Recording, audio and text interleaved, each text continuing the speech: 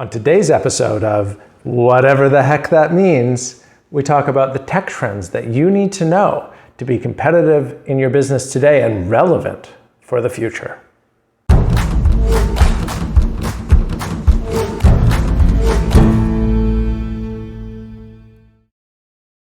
Hello friends, I hope you are having a good day, or at least making it better for someone else. I'm Sean Kennedy, founder and president of Symbiotrek, and creator and host of Whatever the Heck That Means. On today's episode, we talk about the top trends for business, the things that you need to know so that you can be relevant today and into the future.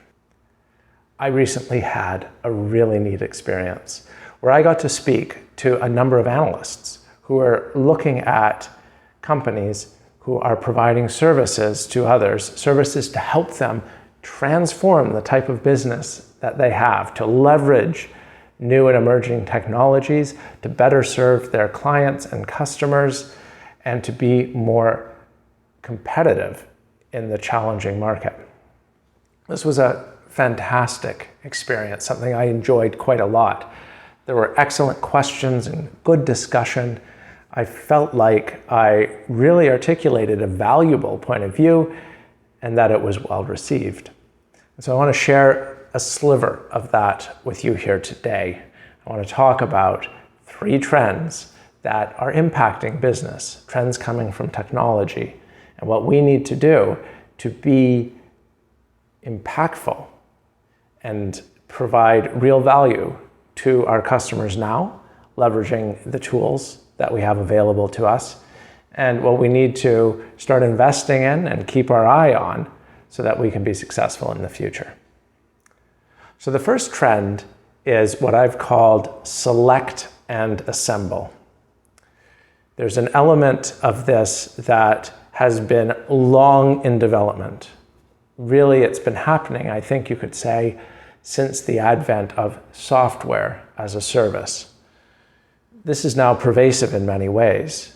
How many of you buy servers, put them in your own building, install programs onto them, have a team that manages those systems, make sure those programs are up to date, is on call in case something goes wrong and there needs to be a fix to your critical system?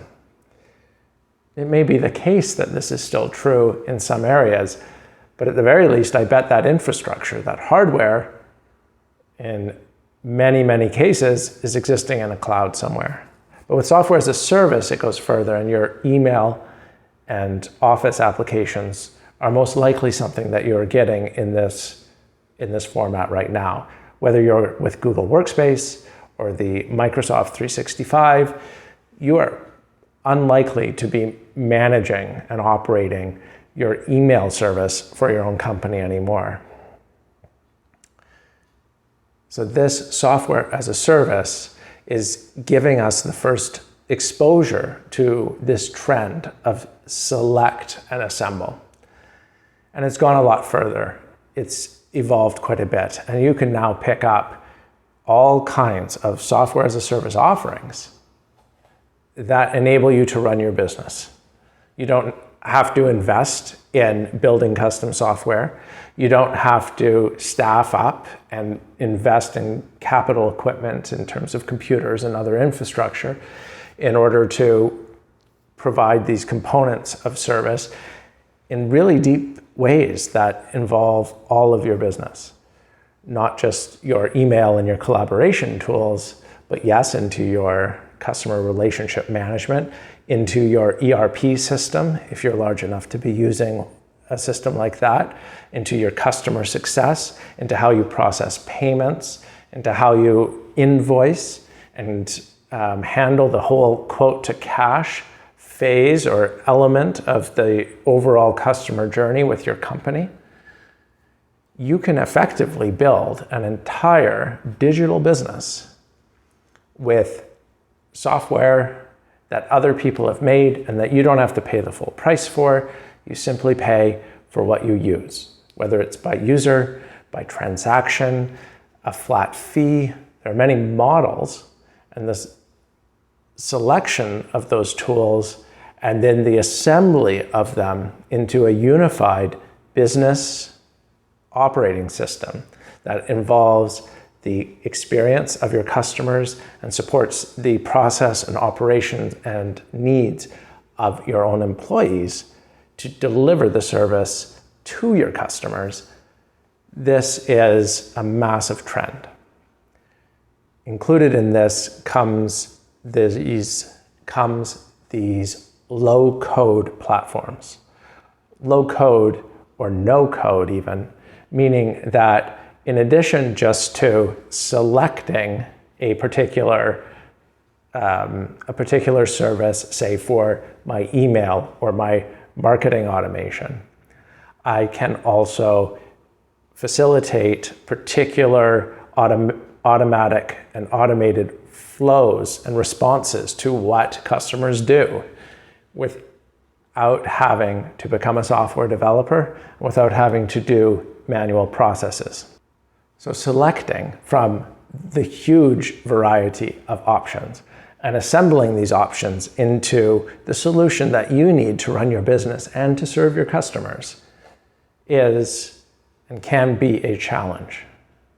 But it is much less of a challenge than it was when, in order to do the same things, you either had to have software engineers building it for you, or you had to do it entirely through manual processes.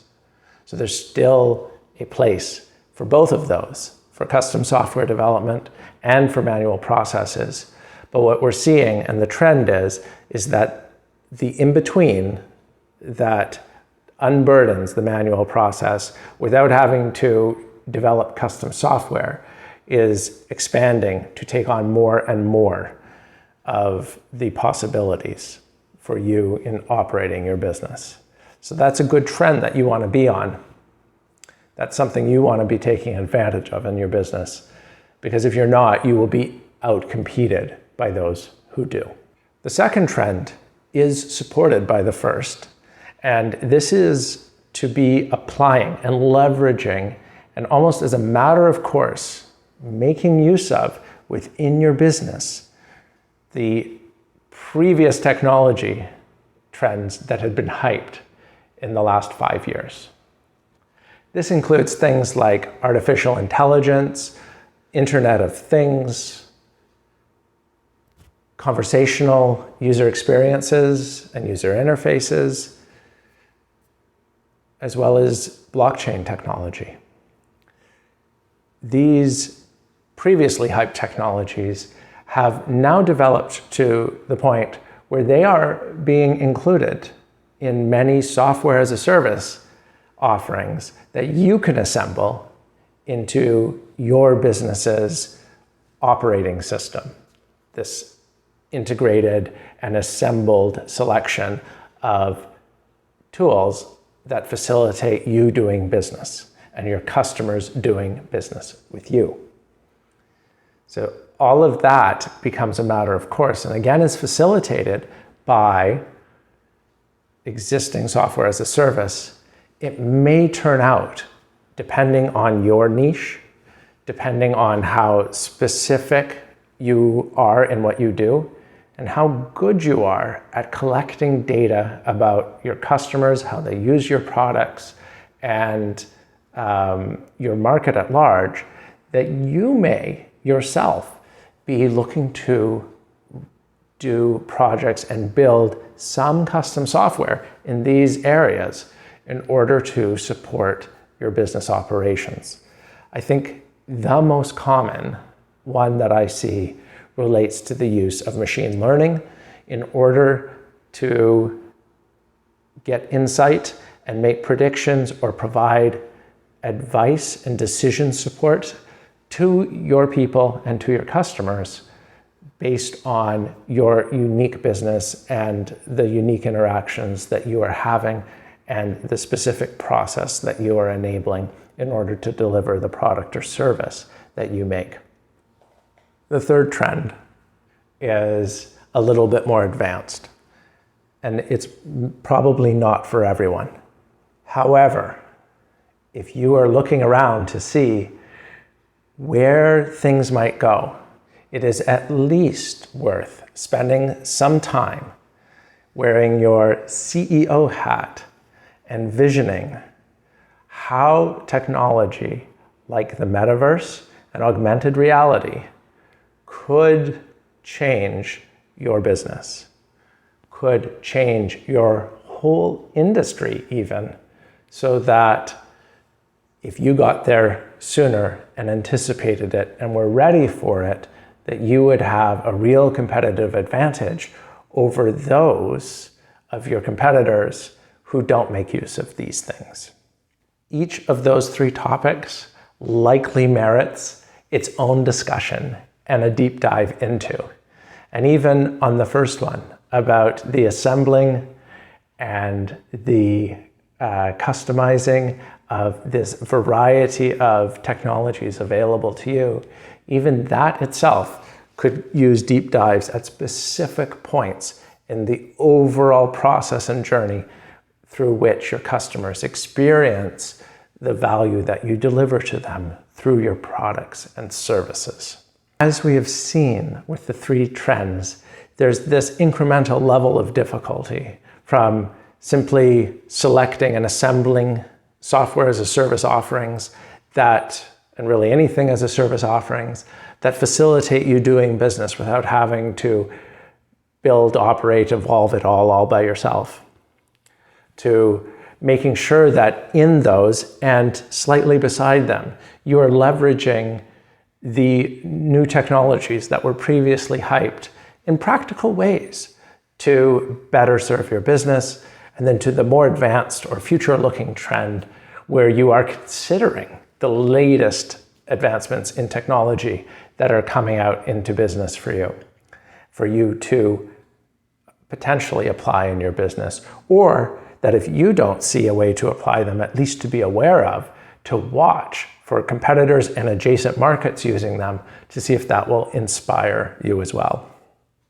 So again, the three trends were the select and assemble, the application of previously hyped technology, such as AI and blockchain and IoT and conversational UI, and three, these new emerging technologies and riding the wave of them if you can through the metaverse of virtual reality and the universe of augmented reality that is becoming possible. So, do you understand a little bit better what you need to do to make your business thrive in this modern world of digital business?